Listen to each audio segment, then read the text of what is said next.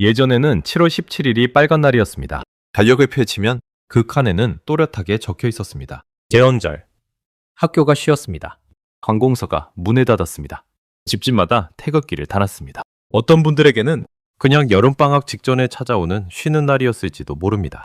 어떤 분들에게는 오늘이 제헌절이구나 하고 뉴스에서 기념식을 보던 날이었을지도 모릅니다. 그런데 어느 순간부터 이날은 조용히 사라졌습니다. 사라졌다고 해서 제헌절이라는 이름이 없어졌다는 뜻은 아닙니다. 국경일은 그대로였습니다.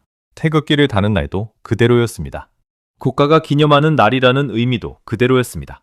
그런데 달력에서 빨간색이 빠졌습니다. 사람들은 출근했고 아이들은 학교에 갔고 뉴스에서는 짧게 지나갔습니다. 그리고 몇 년이 지나자 이상한 일이 벌어졌습니다. 어떤 사람들은 이렇게 말하기 시작했습니다. 제헌절이 원래 쉬는 날이었나? 7월 17일이 무슨 날이었지? 국경일인데 왜 안 쉬어? 이상하지 않습니까? 3.1절은 쉽니다. 광복절도 쉽니다. 제천절도 쉽니다. 한글날은 한때 공휴일에서 빠졌다가 다시 돌아왔습니다. 그런데 대한민국 헌법이 태어난 날, 이 나라의 기본 약속이 처음 세상에 나온 날, 그 제헌절은 왜 한동안 빨간 날에서 빠졌을까요? 단순히 휴일이 너무 많아서였을까요? 아니면 우리는 어느 순간부터 헌법이라는 말을 너무 멀고 딱딱하고 나와는 관계없는 것으로 여기게 된 걸까요? 그리고 2026년 제헌절은 다시 공휴일로 돌아왔습니다. 18년 만에 복귀였습니다. 왜 사라졌는지를 모르면 왜 다시 돌아왔는지도 알 수 없습니다. 오늘은 7월 17일의 이야기입니다. 달력에서 사라졌던 국경일, 그리고 다시 돌아온 제헌절의 이상한 운명입니다. 1948년 여름, 한반도는 아직 안정된 나라가 아니었습니다. 해방은 됐지만 분단은 이미 현실이 되고 있었습니다. 남쪽에는 미군정이 있었고 북쪽에는 소련군이 있었습니다. 38선은 지도 위의 선이 아니라 사람들의 삶을 가르는 경계가 되어가고 있었습니다. 통일정부를 세우려던 시도는 하나둘 무너졌습니다. 그 와중에 남쪽에서는 먼저 정부를 세우는 길로 나아갑니다. 1948년 5월 10일 남한에서 총선거가 실시됩니다. 이 선거로 뽑힌 사람들이 재헌국회 의원들이었습니다. 이름 그대로입니다. 헌법을 만드는 국회. 이 국회의 임무는 단순히 법 몇 개를 만드는 것이 아니었습니다. 나라의 모양을 정하는 것이었습니다. 대한민국은 어떤 나라가 될 것인가? 권력은 어디에서 나오는가? 대통령은 얼마나 강해야 하는가? 국민의 권리는 어디까지 보장되어야 하는가? 이 질문들이 1948년 여름 국회 안에서 부딪히고 있었습니다. 지금 우리가 헌법이라고 부르는 문서는 조용한 책상 위에서 평화롭게 만들어진 것이 아닙니다. 혼란한 해방정부, 분단의 압박, 아오 갈등, 미군정의 영향, 새 정부 수립을 향한 조급함 속에서 만들어졌습니다. 그래서 1948년의 헌법은 그 자체로 하나의 긴장된 기록입니다. 나라를 세워야 한다는 절박함, 민주공화국을 만들겠다는 이상, 그리고 그 이상을 둘러싼 정치적 계산. 이 모든 것이 한 문서 안에 들어갔습니다. 헌법 초안 작업에는 유진호 같은 법학자들이 참여했습니다. 국회 헌법기초위원회가 초안을 검토하고 수정했습니다. 하지만 가장 큰 쟁점은 따로 있었습니다. 정부 형태였습니다. 처음에는 의원내각제에 가까운 구상이 있었습니다. 국회가 중심이 되고 총리가 실질적인 행정을 맡고 대통령은 상징적인 역할에 가까운 구조였습니다. 그런데 이 구상은 곧 흔들립니다. 이스만이 강하게 반발했습니다. 그는 강한 대통령제를 원했습니다. 새로 세워질 나라에서 대통령이 실권을 가져야 한다고 보았습니다. 결국 재헌국회는 방향을 바꿉니다. 대통령제가 채택됩니다. 이 장면은 중요합니다. 왜냐하면 재헌헌법은 그저 아름다운 원칙만 담은 문서가 아니었기 때문입니다. 그 안에는 새 나라의 이상과 동시에 새 권력의 욕망도 들어있었습니다.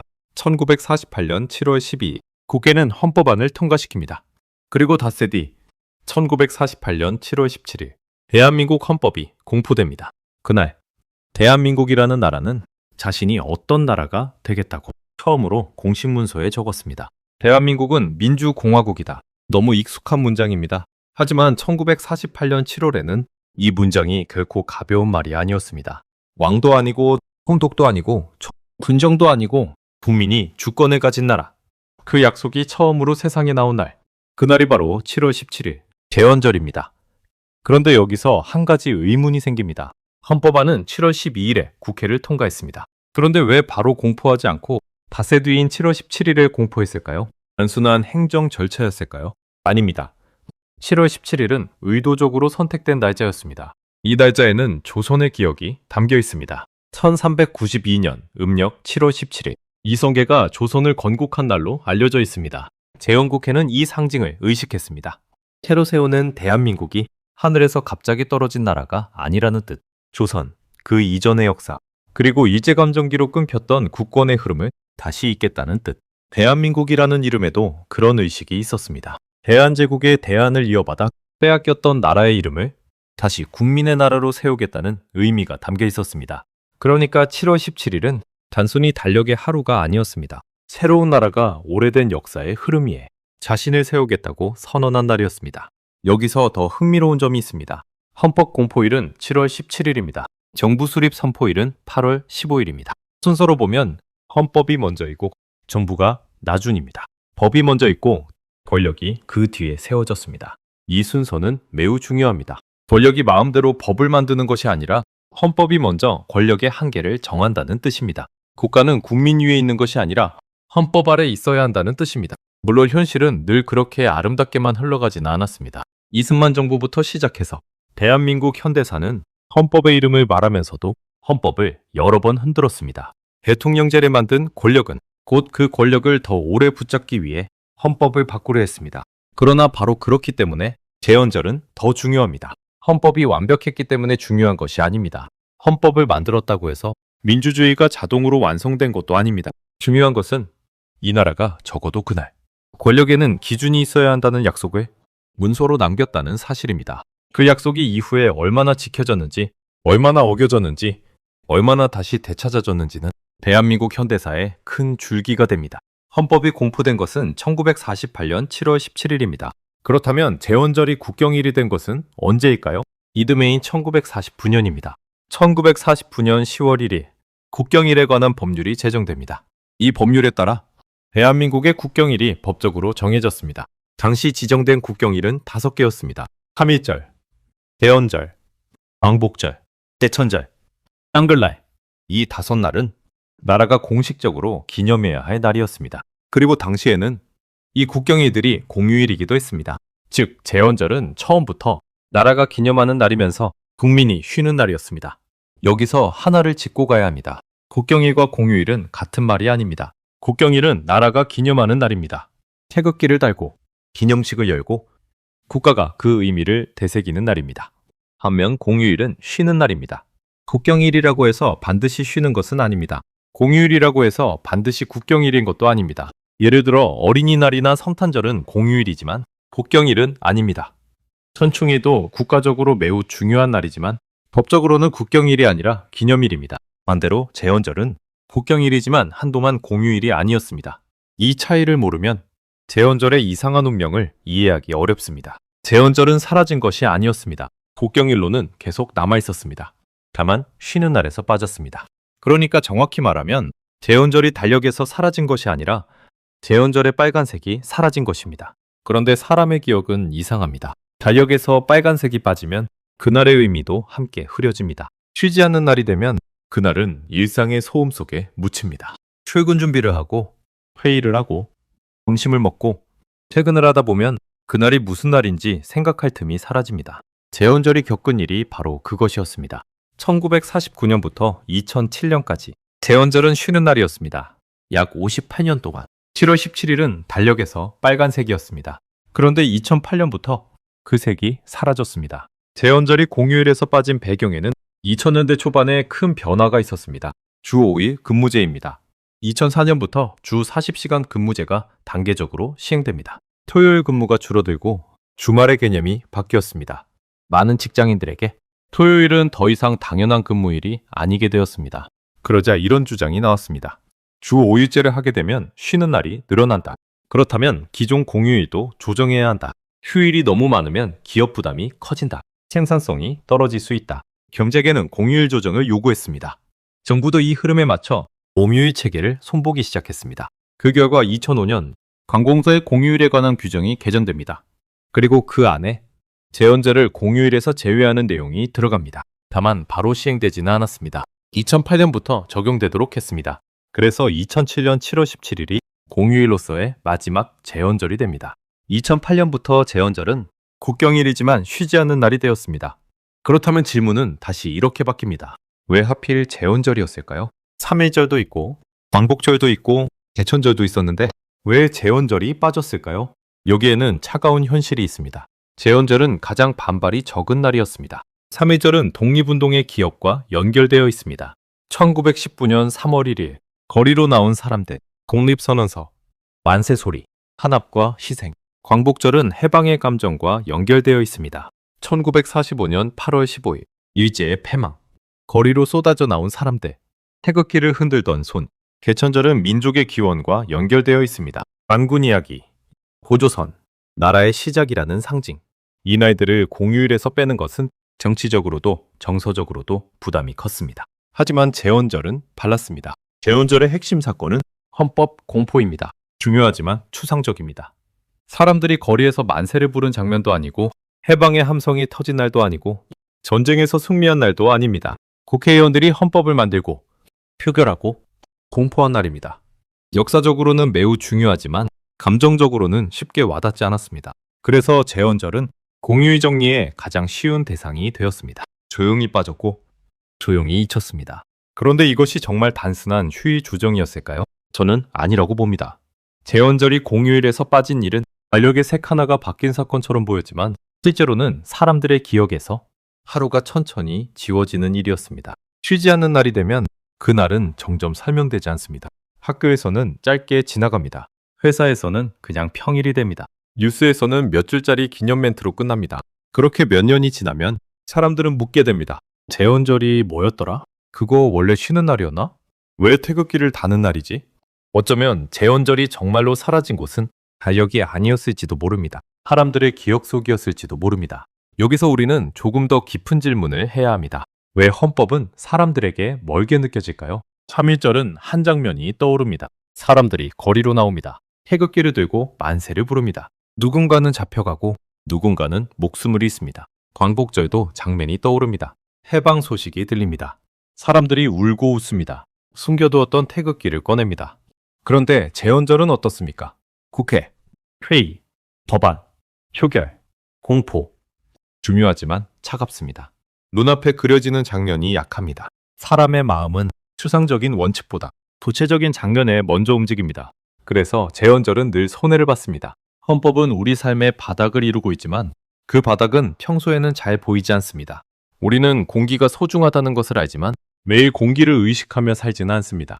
헌법도 비슷합니다. 내가 이유 없이 잡혀가지 않는 것, 내가 정부를 비판했다고 처벌받지 않는 것, 내 재산을 국가가 마음대로 빼앗지 못하는 것, 내가 법 앞에서 한 사람으로 대우받아야 하는 것, 가난하다고 해서 인간다운 삶을 포기하라는 말을 듣지 않는 것, 이 모든 당연함의 밑바닥에 헌법이 있습니다. 하지만 우리는 그것을 잘 느끼지 못합니다. 당연하다고 생각하기 때문입니다. 그러나 역사에서 당연한 권리는 원래 당연하지 않았습니다. 누군가는 말할 자유를 얻기 위해 싸웠고, 누군가는 투표할 권리를 얻기 위해 싸웠고, 누군가는 권력자의 마음대로 끌려가지 않을 권리를 얻기 위해 싸웠습니다.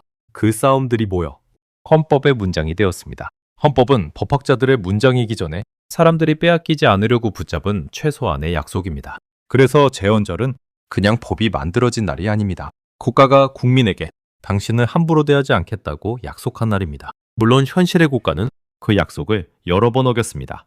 그래서 헌법은 더 필요합니다. 권력이 선에서 헌법이 필요한 것이 아닙니다.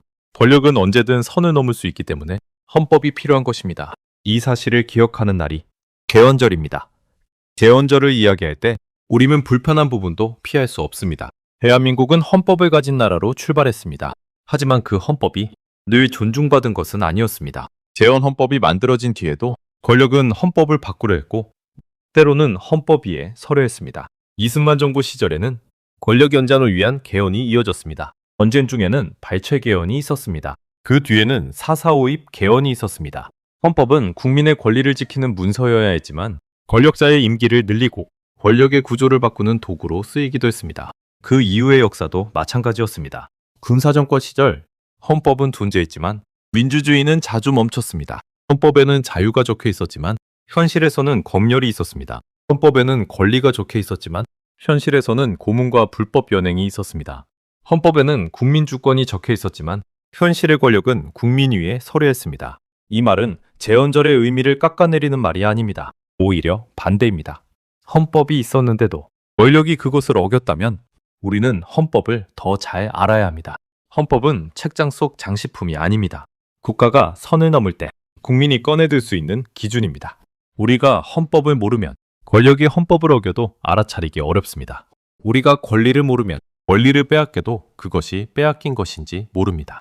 그래서 제헌절은 단순한 기념일이 아니라 감시의 날이기도 합니다. 국가가 약속을 지키고 있는지, 권력이 헌법 아래에 있는지, 국민의 권리가 정말 존중받고 있는지 다시 묻는 날입니다.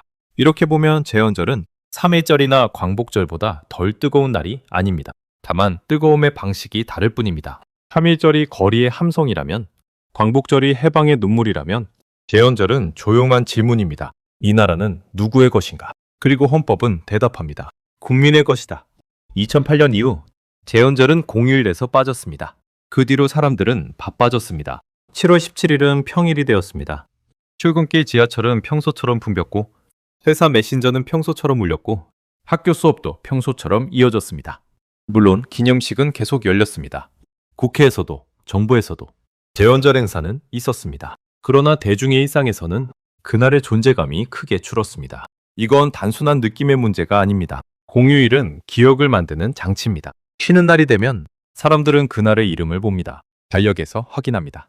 뉴스에서 한 번 더 듣습니다. 학교에서 배웁니다. 가정에서 이야기합니다. 오늘 왜 쉬는 거야? 이 질문 하나가 교육이 됩니다. 어린아이가 물으면 어른은 설명하게 됩니다. 3.1절은 왜 쉬는지, 광복절은 왜 중요한지, 한글날은 왜 돌아왔는지. 그런데 쉬지 않으면 지문이 줄어듭니다. 지문이 줄어들면 설명도 줄어듭니다. 설명이 줄어들면 기억도 희미해집니다. 제헌절은 그렇게 멀어졌습니다. 국경일이지만 국경일답게 체감되지 않는 날, 태극기를 다는 날이지만 왜 다는지 설명되지 않는 날, 헌법의 날이지만 헌법을 읽지 않는 날.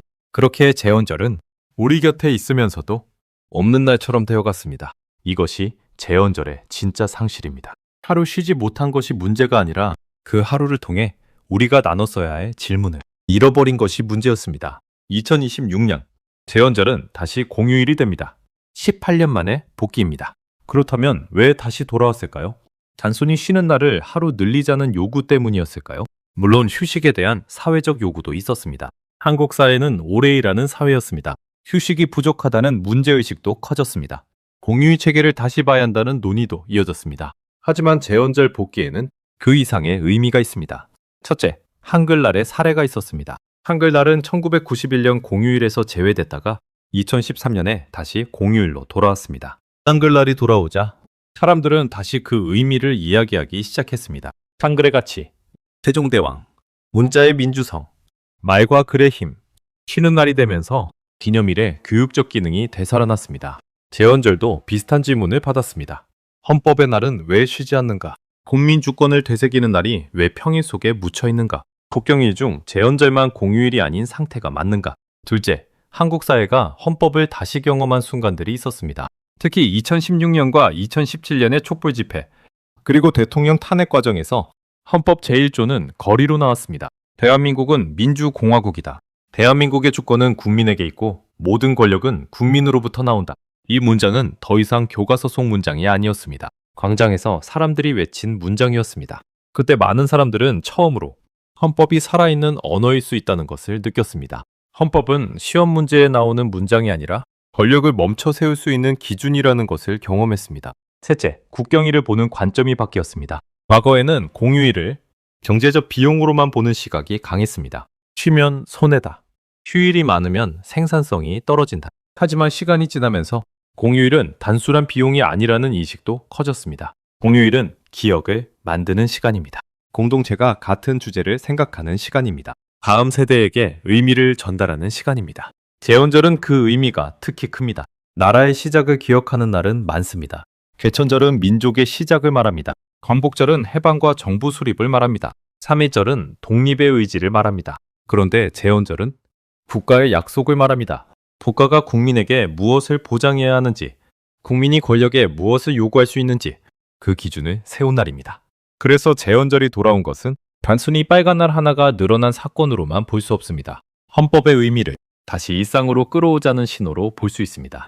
그런데 여기서 조심해야 할 것이 있습니다. 제헌절이 다시 공휴일이 되었다고 해서 문제가 자동으로 해결되는 것은 아닙니다. 빨간 날이 된다고 사람들이 저절로 헌법을 읽는 것은 아닙니다. 하루 쉰다고 민주주의가 저절로 깊어지는 것도 아닙니다. 공휴일은 기회일 뿐입니다. 그 기회를 어떻게 쓰느냐가 중요합니다. 제헌절이 다시 돌아왔는데도 그냥 하루 쉬고 지나간다면 우리는 같은 실수를 반복하게 됩니다. 왜 쉬는지 모르는 공휴일. 이렇게 되면 제헌절은 다시 약해질 수 있습니다. 그래서 제헌절에는 조금 바른 방식의 기억이 필요합니다. 거창할 필요는 없습니다. 헌법 전문을 한번 읽어보는 것, 헌법 제1조를 아이에게 설명해 주는 것, 내가 가진 권리 하나를 찾아보는 것, 뉴스에서 나오는 정치 싸움을 헌법의 관점에서 바라보는 것, 그 정도로도 충분히 시작할 수 있습니다. 헌법은 법학자들만의 문서가 아닙니다. 국회의원들만의 문서도 아닙니다. 판사와 검사만의 문서도 아닙니다. 헌법은 국민의 문서입니다. 나를 보호하기 위해 존재하는 문서입니다. 내가 국가 앞에서 한 사람으로 존중받아야 한다는 약속입니다. 그러니 제헌절은 헌법을 외우는 날이 아니라 헌법을 내 삶과 연결하는 날이어야 합니다. 내가 회사에서 부당한 대우를 받을 때, 내가 표현의 자유를 이야기할 때, 내가 인간다운 삶을 요구할 때, 내가 국가 권력의 책임을 물을 때 그 밑바닥에는 헌법이 있습니다. 그 사실을 한 번쯤 떠올리는 날. 그것이 제헌절입니다. 자, 이제 다시 처음 질문으로 돌아가 보겠습니다. 제헌절은 왜 달력에서 사라졌을까요? 표면적인 이유는 공휴일 조정이었습니다. 주 5일제 도입 이후 휴일 수를 조정해야 한다는 논리가 있었고 그 과정에서 제헌절이 공휴일에서 빠졌습니다. 하지만 더 깊은 이유도 있었습니다. 우리는 헌법을 너무 어렵게 여겼습니다. 헌법을 나와 관계없는 것으로 생각했습니다. 제헌절을 감정적으로 설명하지 못했습니다. 3.1절처럼 함성이 있는 날도 아니고 광복절처럼 눈물이 있는 날도 아니고 한글날처럼 자랑스러운 발명품이 있는 날도 아니라고 생각했습니다. 그래서 제헌절은 조용히 밀려났습니다. 하지만 사실 제헌절은 우리 삶과 가장 가까운 날일지도 모릅니다. 3.1절이 나라를 되찾으려는 의지라면, 광복절이 빼앗긴 나라를 되찾은 기쁨이라면 제헌절은 되찾은 나라를 어떻게 운영할 것인가에 대한 약속입니다. 나라를 세우는 것보다 어려운 일은 그 나라를 제대로 지키는 일입니다. 권력이 국민 위에 서지 못하게 하는 일, 다수의 이름으로 소수를 짓밟지 못하게 하는 일, 국가가 편리하다는 이유로 개인의 자유를 함부로 빼앗지 못하게 하는 일, 이것이 헌법의 역할입니다. 그러니 제헌절은 과거를 기념하는 날이면서 현재를 점검하는 날입니다. 우리는 지금 헌법이 말한 나라에 살고 있는가? 모든 권력은 정말 국민으로부터 나오고 있는가? 국민은 법 앞에 평등한가? 인간의 존엄과 가치는 현실에서 지켜지고 있는가? 국가는 국민을 위해 존재하고 있는가? 7월 17일 이 질문을 우리에게 던지는 날입니다.